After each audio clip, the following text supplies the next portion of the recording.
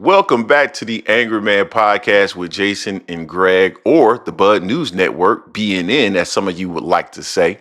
I'm perfectly okay with that. I actually think that that's funny. Before I jump into this topic, I want to welcome those of you who are new to the channel. This is the Angry Man Podcast, M Sports Media, where we're always dropping boxing-related content. So make sure you become a subscriber. And for those of you who regularly patron the channel, make sure you smash the like button or the dislike button, but make sure that you are engaging with the content. Now, I think that this is an interesting one.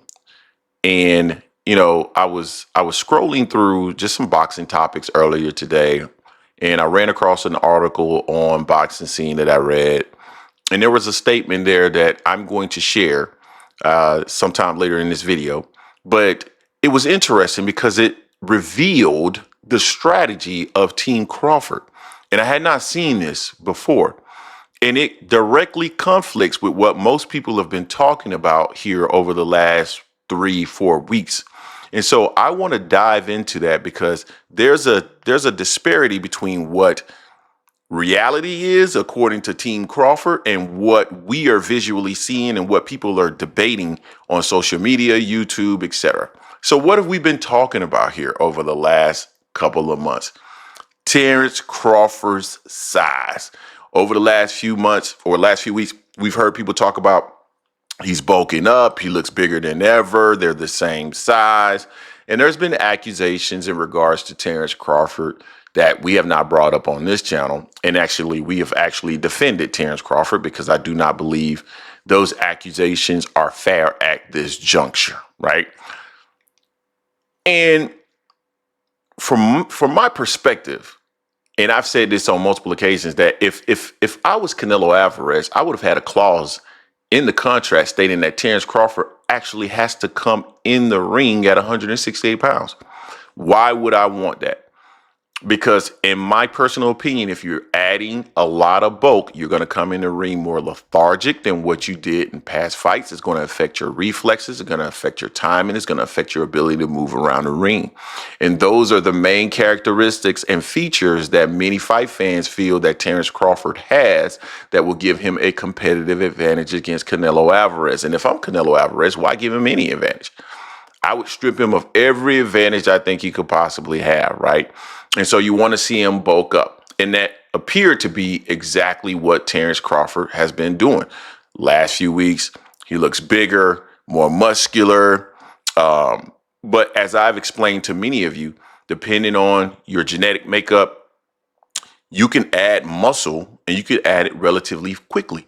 But really, what really matters is the type of muscle that you're putting on. Are you putting on fast twitch muscle fibers? Are you putting on slow twitch muscle fibers? Because they do different things, right? And when you really look at Crawford, I don't think he's that much bigger. You can if you add a little muscle to your shoulders, your traps, you all of a sudden look pretty big. And if you look at Crawford, you can also see that he's put on some body fat as well. He's not nearly as lean as we saw when he was in the ring with Israel Madrimov. So I think Crawford is probably operating at the right level because at the end of the day, we don't really know what he weighs. So I want to share something that Team Crawford actually said in this Boxing Scene article that I thought was very, very, very interesting. Let me pull this up here quickly because it really reveals the strategy for Terence Crawford, not necessarily tactically, but overall in terms of how he's going about his camp and what he plans to do when he gets in the ring. So this is what the article said. Crawford, according to one expert in his camp, is wary of repeating the same mistake that former 154-pound champion Jermell Charlo and Jaime Munguia made in inflating their frames to new weight limit without consideration of other factors.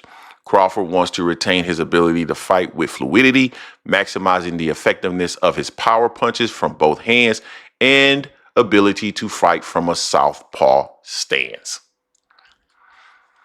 Now, that's interesting. That would suggest that Terence Crawford is not bulking up like many of us have been saying, and that in reality, what you're seeing is more of an illusion. You're seeing a little bit of added muscle from Terence Crawford, and all of a sudden, people are believing that Terence Crawford is literally bulking up to this massive size to match the size and strength of Canelo. I've never thought that to be the case because I just simply understand the mechanics of the human body, at least to a certain extent.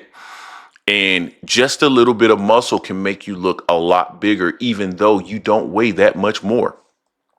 It sounds like to me what Terence Crawford is planning to do is to come to the ring with some added bulk. But my guess is Crawford's probably going to come to the ring maybe around a buck 62, 63-ish. And that would make a lot of sense for Terence Crawford. Why? Because you're adding some mass, right? Probably just a little, even though he looks a lot bulkier, it's probably just a little bit. And you're allowing yourself to not really dehydrate yourself down to 54 and 47, what apparently he was doing in the past if he was walking around at 175. I think that that's probably the optimal weight for Terence Crawford to give him that fluidity, the ability to move. And when they say fluidity, in my opinion, they're talking about the ability to put together those punch combinations, the ability to move out of the way of harm when Canelo is attacking, the ability to maintain some of that speed and reflex. That is my belief when they say fluidity. And I believe that Terence Crawford coming to the ring slightly above 160 will be optimal for him to execute what it is that he plans to do in the ring. And really is to outbox Canelo Alvarez. I think that gives him the best. I was hoping not to hear this, right? I was hoping that he was going to come to the ring at 168 pounds because I feel that coming in at 168, and I know that you probably had to dial down a little bit from your walk around weight, that was more beneficial. I wanted him to add the muscle, a little bit of the body fat, because I know that muscle eats oxygen and things of that nature. And it doesn't feel like Terence Crawford is going down that path. He has the right game plan in place, which may force me to reassess who's going to win this fight. Because if Crawford can maintain some of that fluidity, some of that speed, some of that reflex with the boxing IQ, the fight becomes more, it's a closer fight for me at that point. So it's going to be interesting. I would still lean towards Canelo Alvarez because I don't think, even though Crawford is trying to maximize his power, and I think he's going about it the right way to try to maximize his power while maximizing other attributes, I don't think he'll have enough power to really cause Canelo any true issue. And that could still ultimately be his downfall. But the overall strategy in their game plan, it makes a lot of sense. So I don't know, man. I might have to reassess. You guys let me know what you think in the comment section. Don't forget to hate, like, comment, and subscribe. This is the Angry Man Podcast on Sports Media, and I am out.